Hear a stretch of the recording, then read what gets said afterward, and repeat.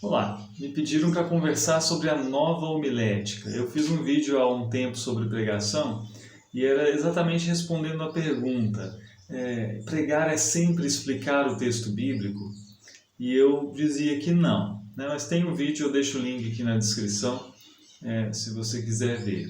A questão agora é um pouco mais ampla, né? Falar sobre a nova homilética e essa pergunta, esse pedido, na verdade, veio num vídeo que eu falava sobre como fazer exegese. A pessoa pediu que eu falasse sobre como fazer um sermão e que eu comentasse alguma coisa sobre nova homilética. Eu faço essa parte, então, do comentário sobre nova homilética e deixo o como fazer um sermão para depois, né? Pode ser o próximo vídeo, se tudo der certo. Mas então, né?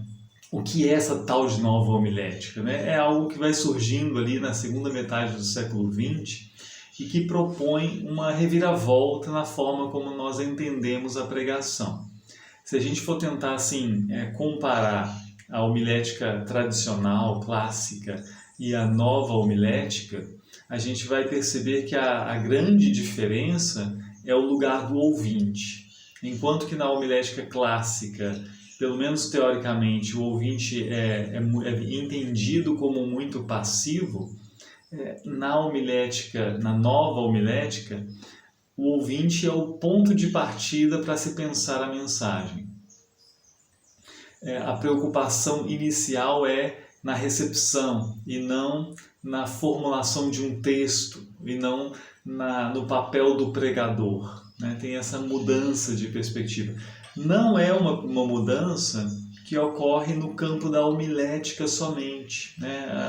Os campos do conhecimento, na verdade, estão se relacionando e se você perceber, por exemplo, na história da crítica literária, na história da recepção, você tem surgindo ali também, nesse mesmo período da segunda metade do século XX, uma mudança, uma proposta de mudança no estudo do texto literário, que é o Reader's Response, que justamente coloca a recepção do texto como muito importante e deixa-se de pensar no papel, por exemplo, de alguém que ensina literatura, como o papel de alguém que explica os textos e dá todas as respostas sobre como entender o texto. E passa-se a pensar na pessoa que recebe o texto literário como alguém digno de produzir o seu próprio sentido, de perceber suas próprias, os detalhes que quer perceber, de processar o texto de sua forma. E passa então a haver um interesse muito grande nessa resposta do leitor, né? Como que o leitor reage ao texto. Percebe que tem uma semelhança aí, né? Não é por acaso. E na primeira metade do século XX a gente já tem isso começando a acontecer de forma mais intensa aqui e ali. Né? Então a ideia da comunicação vai mudando, na verdade. Né? Aquela ideia de comunicação mais tradicional, que é um emissor que prepara uma mensagem que precisa ser entendida e emite para o receptor que simplesmente recebe essa mensagem, né? Essa ideia vai ruindo. E isso acontece em vários campos, né? Inclusive na pedagogia também, isso vai acontecendo por aí. Mas o que isso muda na homilética? Né? Muda a estratégia de se preparar uma mensagem, por exemplo. Né? A ideia mais clássica é de que a mensagem deve ser produzida para se comunicar uma verdade que você já tem. Então eu tenho uma verdade a comunicar e eu vou defender essa verdade como eu defendo uma tese. Primeiro, então, eu vou colocar assim, qual que é o assunto do dia, é sobre isso que eu vou falar em tópicos para sustentar essa verdade, para sustentar essa afirmação. E aí eu ponho assim, olha, eu quero mostrar isso para vocês hoje, e aí eu defendo isso, com esse argumento, e vou chegar lá na conclusão reafirmando aquela verdade. Você cria, então, mensagens um tanto estruturadas e relativamente semelhantes na sua estratégia de comunicação. Na nova homilética, você deixa isso de lado, porque o seu objetivo não é comunicar uma verdade, mas levar o ouvinte a pensar o texto, a pensar sobre aquilo, a tirar as suas próprias conclusões. Eu acho péssima essa expressão, tirar suas próprias conclusões, porque as pessoas tiram conclusões diferentes sobre o que viria a ser isso, né? Mas isso muda o que também, né?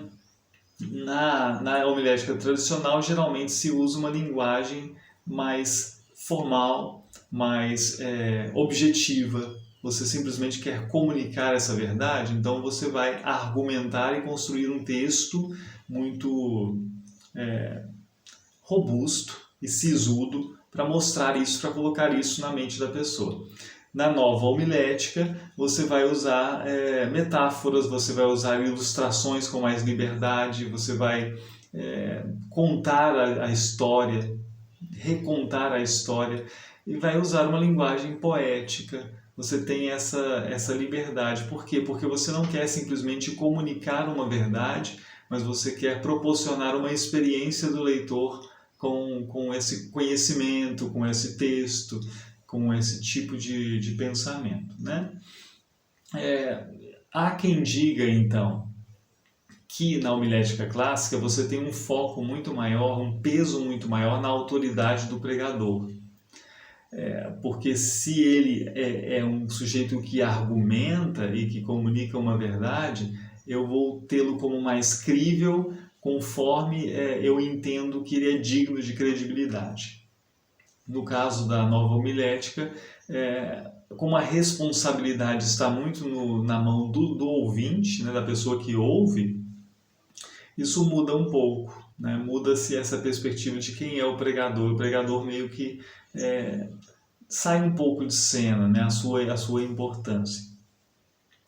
Uma coisa que eu acho bem legal é que na forma também, né, a pregação na nova homilética, ela pode ter algo de narrativo, ela pode ter algo de suspense, ela não precisa assim, ser objetiva na construção do texto, na construção dos argumentos, então ela pode carregar o ouvinte sem que ele entenda exatamente qual o ponto aqui, né? Você quer que o ouvinte tenha essa experiência de ficar atento ali e às vezes no final você dá o desenlace, né? Que é uma coisa própria da narrativa.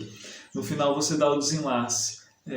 Na homilética tradicional isso é muito mais difícil de acontecer, né? Geralmente as coisas precisam ser muito colocadas assim de forma clara. A homilética tradicional gosta da clareza e a nova homilética pode ter ambiguidades, pode ter suspense, pode ter... e isso gera também, né, a necessidade de que a pessoa esteja atenta para que ela não pegue uma parte da mensagem que talvez não faça sentido por si só. As proposições da homilética tradicional são mais simples, né? São argumentos. Você perde o final da mensagem, mas o argumento estava ali. Uma parte do argumento estava ali. Então, qual o problema da nova homilética, se é que há um problema, né? Eu não acho que haja um grande problema assim. Eu vejo um problema quando se entende que a nova homilética precisa surgir porque não há uma verdade segura. Como se fosse assim, já que o pregador não tem uma verdade segura para pregar, ele precisa deixar isso livre para os leitores, os ouvintes tirarem suas próprias conclusões. Eu acho isso tolo quando se trata de igreja, né? É claro que nós temos campos nebulosos da fé, ou seja, nós temos áreas de difícil entendimento, nós temos mistérios, tudo bem. Mas nós temos verdades claras, nós temos um cerne do que é a fé cristã que é bem claro. E isso pode ser comunicado com clareza. Se você começa a pensar assim, porque cada pessoa vai chegar às suas próprias conclusões, porque nós não temos assim, nem o pregador também não tem. Bom, se o pregador também não tem convicção mínima da verdade cristã, por que ele é um pregador? Se a igreja não tem convicção da ressurreição, por exemplo, que pregação é essa, que esperança é essa que ela dá para as pessoas?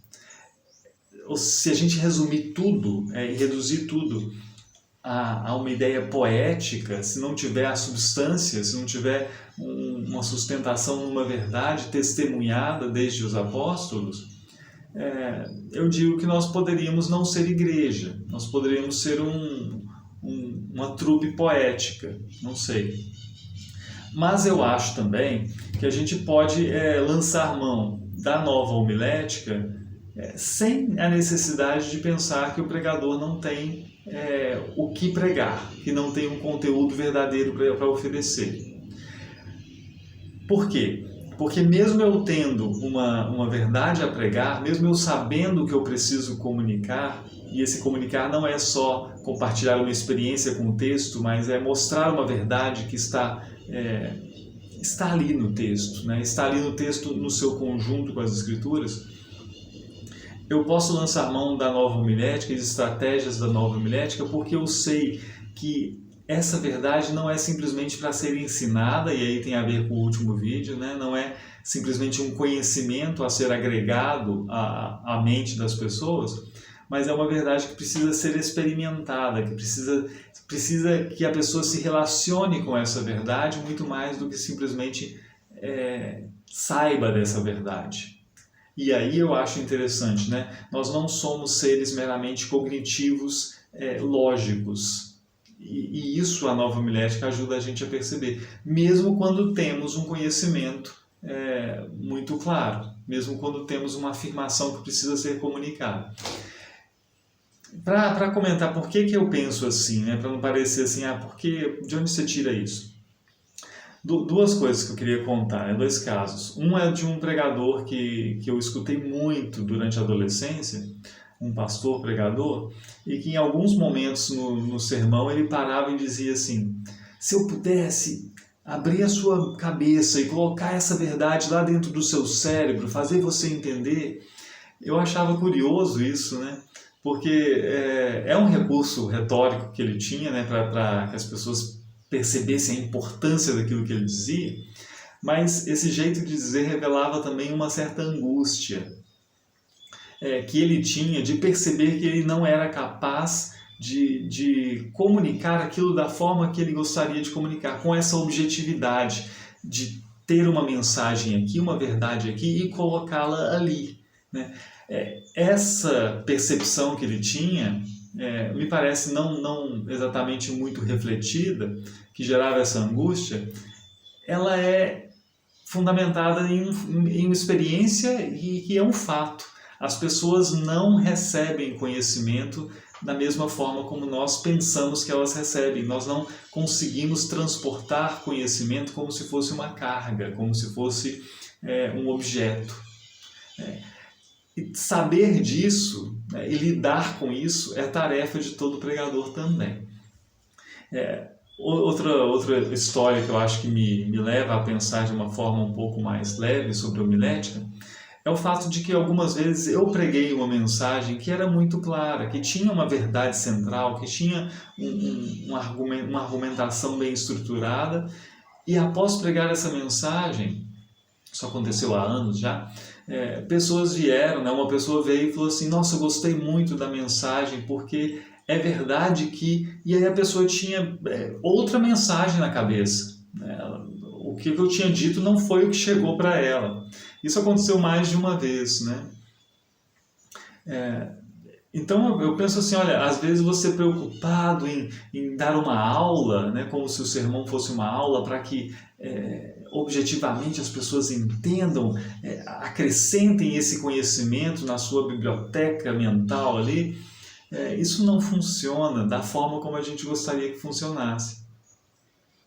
Então eu acho assim, né, há limitações na homilética clássica, há limitações que nós nem sempre gostamos de reconhecer, e a nova homilética oferece algumas ferramentas que podem ser úteis em muitos momentos. Além de tornar a mensagem, escutar a mensagem, uma experiência mais agradável do que simplesmente me sentar e ser receptáculo de conhecimento, receptáculo de informação. E é claro que isso tem tudo a ver com a forma da mensagem também, no sentido de que na nova homilética se propõe que haja uma consideração maior de que a mensagem é oralidade. Enquanto que na homilética clássica, muitas vezes, parte-se da ideia de ter um texto, e esse texto de boa qualidade, ele é um discurso de boa qualidade, né? Não, as pessoas não estão ali para ver você lendo um texto. As pessoas não estão ali para admirar uma escrita, elas estão ali para ouvir uma mensagem. E ouvir mesmo, né? Então precisa haver uma oralidade, embora um texto possa existir. E aí eu deixo isso para outro vídeo sobre como fazer um sermão. Eu tenho o meu método, né? O meu jeito de fazer, que não é engessado. E justamente vou tentar mostrar ali como que funciona isso de ter uma verdade a contar, de crer com convicção e ao mesmo tempo querer uma experiência diferente da parte do ouvinte, valorizando a perspectiva do ouvinte e não simplesmente querendo transmitir um conhecimento de forma objetiva, de forma clássica, de forma escolar, né? Embora escolar não se possa dizer assim mais, porque a escola também mudou, né? Eu acho que tentei explicitar assim, o que eu penso sobre a nova homilética. Eu não sei se exatamente eu consegui, né? Talvez devesse ser um pouco mais técnico falar, né, do fato de que na homilética clássica, em geral, a gente tem um movimento dedutivo, enquanto que na nova homilética, a gente tem um movimento mais indutivo, né? Mas não sei se mudaria muita coisa, não, né? Acho que de alguma forma, sutilmente, eu tentei fazer isso, né, dizer isso. Pois então, né? Bênção de Deus, o próximo vídeo eu comento de forma mais prática como fazer um sermão. Até a próxima.